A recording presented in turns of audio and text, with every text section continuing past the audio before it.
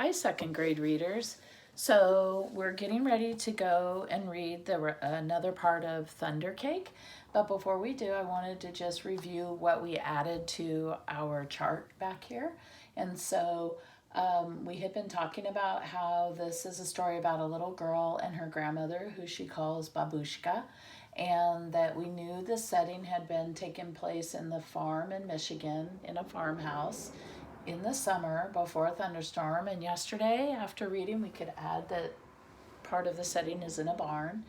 Also, the conflict or the problem was that the little girl is scared or frightened because of a thunderstorm coming. And she was also, now we found out, she was afraid of the hen and she was afraid of the cow. Okay? And so we could come over here to our sequence of retell, and we could say, well, first, the little girl was afraid of the thunderstorm and hid under her bed. Her babushka decided to make a thunder cake and taught the little girl how to tell how close the storm was getting. Next, they started gathering ingredients in the barn, and the thunderstorm got closer. It was 10 miles away, then 9 miles away, and finally 8 miles away, and they still had to go get some of the ingredients in the dry shed. And that's where we left off. Remember, they had been in the barn, and her babushka had said, now we have to go get chocolate and sugar and flour from the dry shed.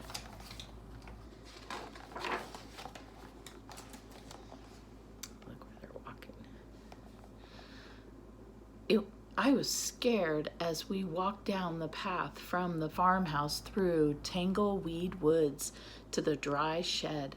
Suddenly the lightning slit the sky. 1, 2, 3, 4, 5, 6, 7, I counted. Boom, bob, boom, crashed the thunder. It scared me a lot, but I kept walking with Grandma.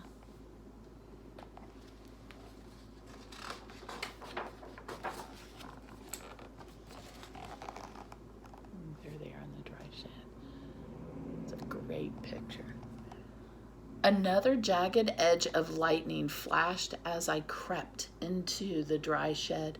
1, 2, 3, 4, 5, 6, I counted. Crackle, crackle, boom, kaboom! The thunder bellowed. It was dark and I was scared. I'm here, child, Grandma said softly from the doorway. Hurry now. We haven't got much time. We've got everything but the secret ingredient.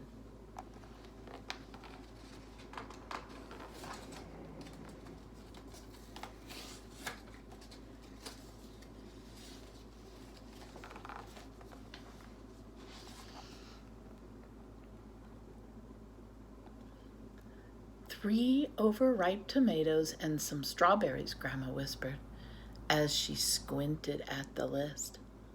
I climbed high on the trellis. The ground looked a long way down. I was scared. I'm here, child, she said. Her voice was steady and soft. You won't fall.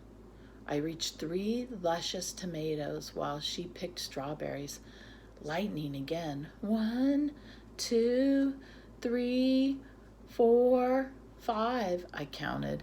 Kabang, boom, a room! The thunder growled.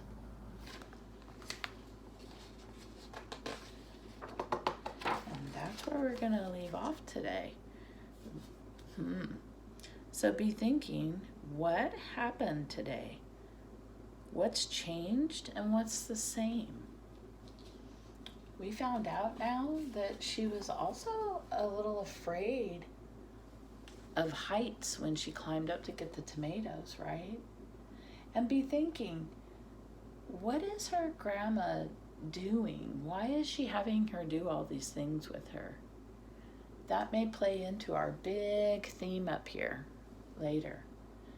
So tomorrow we'll be adding in the final things to our chart, and then Thursday we will wrap up the whole story. So I hope you're enjoying Thunder Cake. We are taking it in small steps, This is just a way to show you when you're reading chapter books and longer books, or even just going through a shorter book like this one, that it pays to slow down and really think about what's going on with the characters. Are they still the same in the middle as they were in the beginning? Do we predict that they'll still feel the same way at the end, or will their feelings change? And if their feelings do change, why? What about the experience through the story changed their feelings? Be thinking about that. And we'll see you tomorrow. Bye.